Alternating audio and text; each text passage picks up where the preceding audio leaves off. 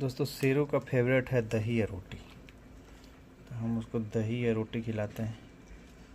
सबको छोड़ के इसको ज़्यादा स्पेशल माना जाता है क्योंकि ये हमारी बुजुर्ग शेरू है। आजा आजा शेरू, चल आजा आजा आजा आजा रे, सब आएगा खा जाएगा, जल्दी आ।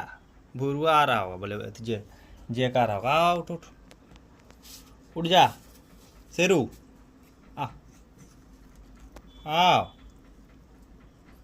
आ आ।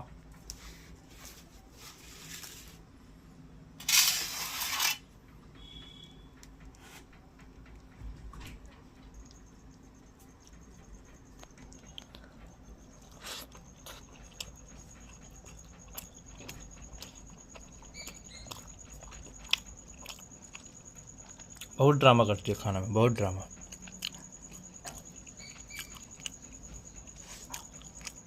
खा खा।